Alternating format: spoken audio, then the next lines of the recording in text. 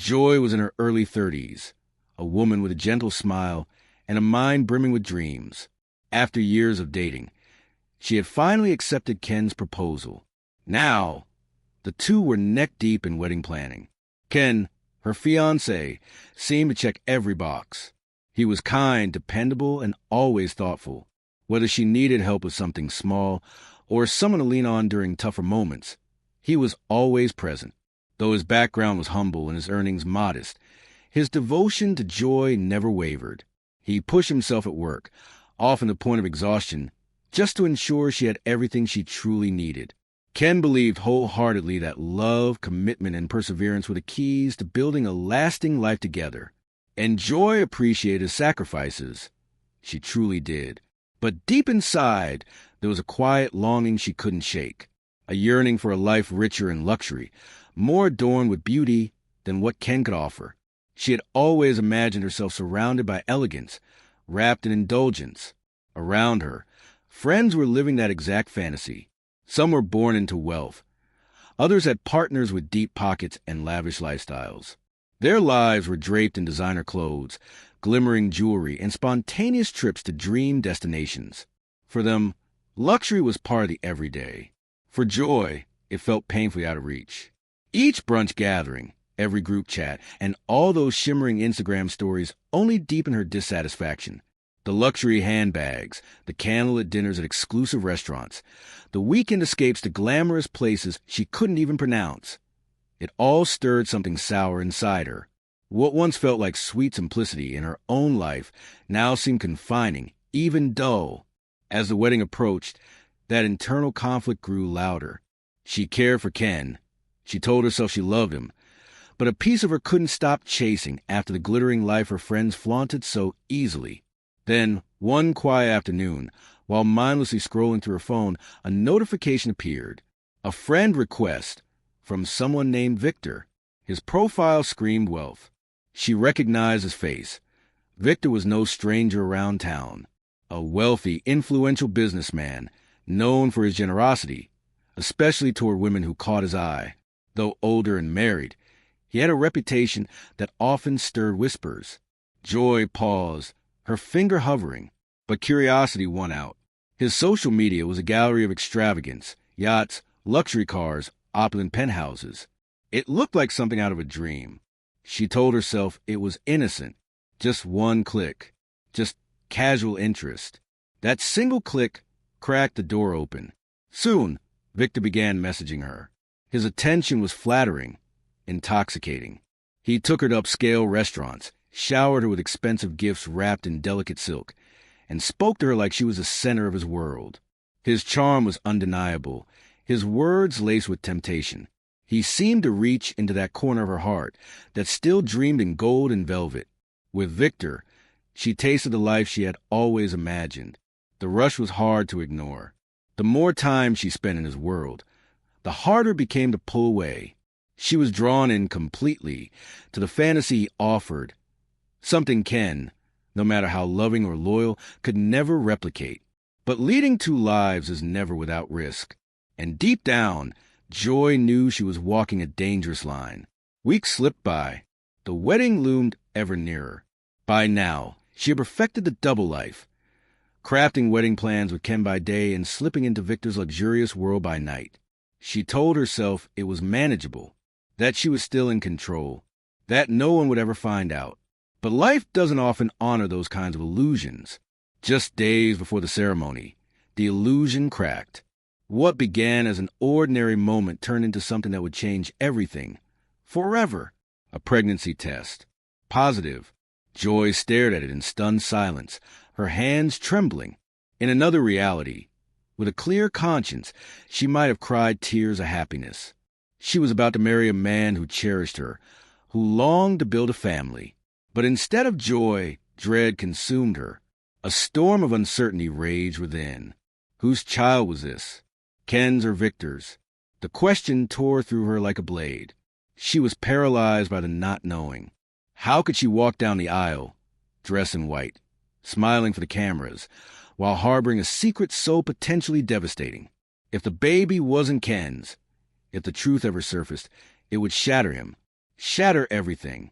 She could already see it. The heartbreak in his eyes, the betrayal written all over his face. And the weight of it was unbearable. The bond they once shared was fractured beyond repair. Yet the possibility that the child might be Victor's terrified Joy even more than the lie itself. In the days that followed, she was consumed by dread. Sleep evaded her as she paced the bedroom floor in the dead of night, her thoughts loud, relentless, and unforgiving. After wrestling with every outcome, she made a decision, one she would carry with her for years to come. In desperation, Joy chose to end the pregnancy. She convinced herself it was the only way to protect the life she was trying to build. If she could erase the complication, she could marry Ken without carrying the weight of deception. She could start clean, free from the guilt that threatened to unravel her. Quietly and alone, she went through the procedure. She moved through the days like a shadow of herself, numbed by the gravity of what she'd done. When it was over, she felt empty, yet oddly relieved. There was grief, yes, but she clung tightly to the belief that it was the last lie, the final secret. From here on out, she told herself, she would give Ken the honesty he deserved. No more detours, no more fantasies. Only them, beginning anew. Their wedding unfolded just as she had dreamed, elegant, joyful, full of laughter and well wishes. From the outside, they were the ideal couple, in love, united, and ready to begin a future together. Joy smiled for the cameras, danced through the reception, and pressed her hand into Ken's with a desperate kind of hope. She tried to quiet the guilt gnawing inside her. As months went by, they began talking about starting a family. It felt natural, expected. They were ready. But time passed, and each cycle ended in disappointment. At first, Joy shrugged it off. These things sometimes took time, but after months of negative tests and growing uncertainty, unease began to settle in her chest like a storm cloud. She sought answers from doctors, submitted to endless exams and procedures, and tried to hold on to hope. But the answers never came. Vague diagnoses, low probabilities, complications they couldn't quite explain. No clear reason, only the cold term, unexplained infertility. It didn't make sense. She had conceived once before. Now, she couldn't silence the thought.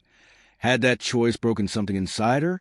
Regret began to creep in slowly, quietly. In the early hours of sleepless nights, she would lie awake, haunted by what-ifs.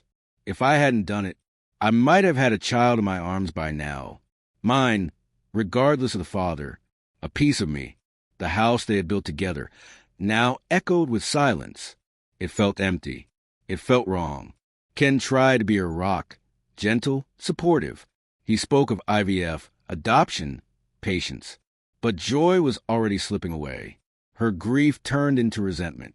Her guilt hardened into distance. She withdrew quietly day by day. Then everything collapsed. One evening, Ken overheard something, a conversation not meant for him, a passing comment, a name, Victor. It hit him like a blow. His instincts fired. Doubts bloomed. He confronted her, softly at first, hoping he was mistaken. But when she looked at him and saw the suspicion in his eyes, the dam inside her broke. She couldn't lie anymore. Through sobs and trembling confessions, Joy told him everything. About Victor, about the affair, about the pregnancy, about the abortion. She didn't sugarcoat it. She let it fall between them like shards of glass, cutting to the love they had once so carefully built. Ken was devastated. He had given her every ounce of himself, stood beside her through everything, built a life with her on trust, believing in the strength of their bond. And now, the truth stood between him like a wall he couldn't climb. Joy begged for understanding. She pleaded for forgiveness. But every word fell hollow. Ken could no longer see her without seeing the lies, without feeling the loss of the child he never even knew existed, without imagining the version of their future that had quietly died behind his back. He tried to stay. He really tried. But some wounds go too deep. Some trust, once shattered, can't be rebuilt. Eventually, he left, heartbroken, grieving, but resolute. He couldn't stay in a marriage built on a secret that had stolen their future before it even began. Their love didn't end in fury, but in quiet devastation. And Joy, now alone, was left to sit with the silence. Regret clung to her like a second skin. It whispered to her in the darkness, echoed in the quiet corners of her empty home. The excitement she once chased, the glittering lifestyle she had longed for, it all felt meaningless now. Nothing could fill the space Ken had left behind. He had loved her with a rare kind of purity. He had been her home, and now he was gone. She continued on, surrounded by things that no longer brought joy. And sometimes in the still moments, early morning hush or the stillness of sleepless nights, she'd let her eyes close and imagine a different life, a simpler one. The sound of a baby's laughter, Ken's arms wrapped around her, a home filled with warmth, not regret. But that life had vanished. And over the years, Joy came to understand a painful truth. Her greatest loss wasn't the child she never held, or the man she betrayed. It was the realization that she had once held everything she'd ever truly needed and let it slip away.